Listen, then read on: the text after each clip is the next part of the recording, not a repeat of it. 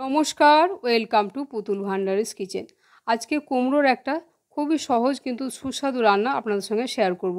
এইভাবে হয়তো কুমড়োটা অনেকেই রান্না করেননি, আবার হয়তো অনেকে করেছেন। তো এইভাবে একবার রান্নাটা করে খাওয়ার অনুরোধ জানালাম। তা কুমড়ো রান্না করবার জন্য এখানে আমি পাকা মিষ্টি কুমড়ো নিয়েছি। এই রান্নাটার জন্য এরকম পাকা কুমড়ো নিলেই ভালো হবে, তবে আপনারা চাইলে যে কোনো কুমড়ো দিয়ে রান্নাটা করতে পারেন।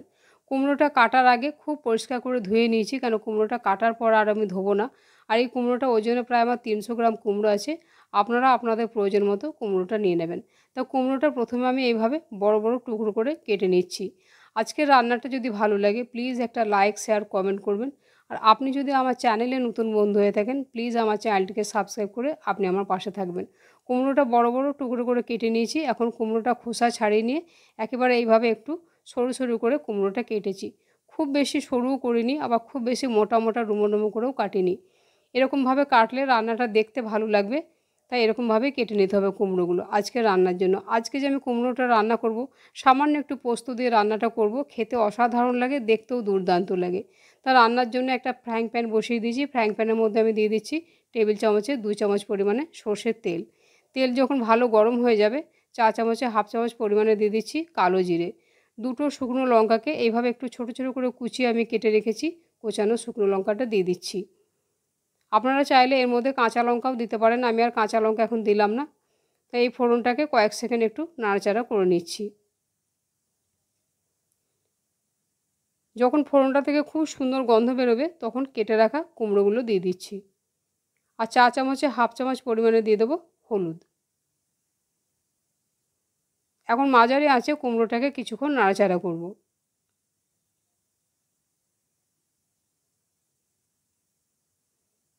কুমড়ো তো অনেক রকম রান্না খেয়েছেন, সামান্য একটু পোস্ত দিয়ে যদি এইভাবে কুমড়োটা রান্না করেন, এই রান্নাটা খেতে এত ভালো লাগে, ভাত বা রুটি, লুচি, পরোটা দিয়ে খেতে সবাই পছন্দ করবে। রান্নাটা এতটাই সুস্বাদু হয়, দেখতেও ভীষণ সুন্দর হয়। কুমড়োটাকে বেশ কিছুক্ষণ এইভাবে নাড়াচাড়া করছি, তবে গ্যাসের আঁচ বাড়িয়ে দিইনি, মাঝারি আঁচে কুমড়োটাকে এইভাবে কিছুক্ষণ আমি রেখে দেবো। একটা বড় সাইজের পেঁয়াজকে এইভাবে ডুমো ডুমো করে আমি কেটে রেখেছি। এখন পেঁয়াজের এই পাপড়িগুলো এরকমভাবে একটু খুলে দেবো। আমি এখানে একটা পেঁয়াজ নিয়েছি, আপনারা চাইলে পেঁয়াজের পরিমাণটা বাড়িয়ে নিতে পারেন। আর যদি সম্পূর্ণ নিরামিষ করতে চান তাহলে পেঁয়াজটা বাদ দিয়ে দিতে পারেন।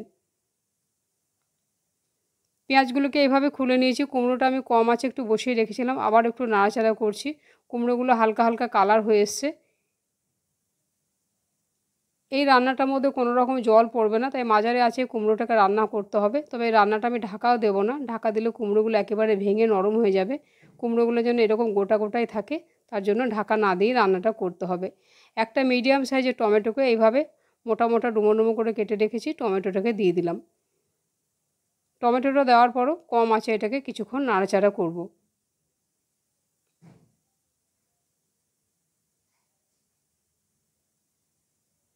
বেশ কিছুক্ষণ নাড়াচাড়া করছি, টমেটোগুলো আস্তে আস্তে নরম হতে শুরু করে দিয়েছে।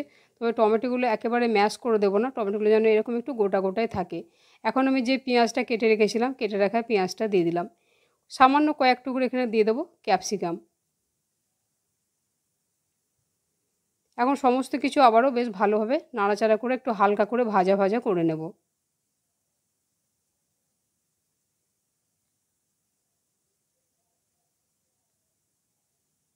পেঁয়াজ, ক্যাপসিকাম, টমেটো এগুলো যেন বেশ একটু ক্রাঞ্চি ভাব থাকে, এরকমভাবেই নাড়াচাড়া করব। একেবারে পুড়িয়ে ভাজবো না এগুলো, হালকা হালকা যেন ভাজা হয় অথচ যেন সেদ্ধ হয়ে যায়, এরকমভাবে এটাকে ভেজে নিতে হবে। এখন আমি এতে নুন দিইনি, নুন দিলে কুমড়োগুলো ভেঙে যেত, তাই এখন আমি পরিমাণ মতো নুন দিয়ে দিচ্ছি। নুনটা দেওয়ার পরে এখন আবারও ভালোভাবে নাড়াচাড়া করে নুনটা মিশিয়ে দেবো। নুন দেওয়ার কারণে এখন সমস্ত সবজিগুলো খুব তাড়াতাড়ি সেদ্ধ হয়ে যাবে। এটাতে কোনো রকম আমি ঢাকা চাপা দেবো না বা জলও দেবো না। বেশ কিছুক্ষণ এইভাবে নাড়াচাড়া করে হালকা করে ভেজে নিচ্ছি। পেঁয়াজ আর ক্যাপসিকামটা যেন এইভাবে একটু ক্রাঞ্চি থাকে, একটু সাদা সাদা সবুজ সবুজ যেন কালারটা থাকে, সেটাই দেখতে হবে। এখন খুন্তি দিয়ে চেপে দেখে নিলাম কুমড়োটা বেশ সুন্দর সেদ্ধ হয়ে গেছে। কুমড়ো এমনিতেই ভীষণ নরম আর বেশ ভালো ভাজাও হয়ে গেছে। এখন এখানে সামান্য পরিমাণে একটু দিচ্ছি সাদা তিল। আর স্বাদ অনুপাতে এখানে খুব সামান্য পরিমাণে একটুখানি দিয়ে দিচ্ছি চিনি। ঝাল মিষ্টিটা আপনারা আপনাদের পছন্দ মতো কম বা বেশি করে নেবেন। সমস্ত কিছু দেওয়ার পরও আবারও নাড়াচাড়া করে বেশ কিছুক্ষণ একটু ভাজা ভাজা করে নেব। সমস্ত সবজিগুলো নাড়াচাড়া করে হালকা করে ভেজে নিয়েছি। আর প্রত্যেকটা সবজি বেশ গোটা গোটা আছে আর কালারগুলো বেশ সুন্দর আছে। এরকমভাবে এটাকে ভেজে নিতে হবে। আজকের যেটা মূল উপকরণ সেটা হচ্ছে পোস্ত। এখানে আমি এখন দিয়ে দেবো চা চামচের 1 চামচ ভর্তি করে পোস্ত।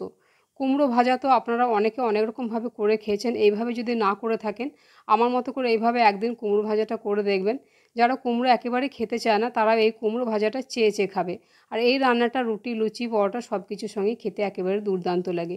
খুব ভালোভাবে মিশিয়ে দিয়েছি, একেবারে সুন্দর হয়ে গেছে ভাজাটা। আজকের এই কুমড়ো ভাজা রেসিপিটা যদি আপনাদের ভালো লাগে, প্লিজ একটা লাইক, শেয়ার, কমেন্ট করবেন। আর চ্যানেলে নতুন বন্ধু হয়ে থাকলে চ্যানেলটিকে সাবস্ক্রাইব করে নেওয়ারও অনুরোধ জানালাম।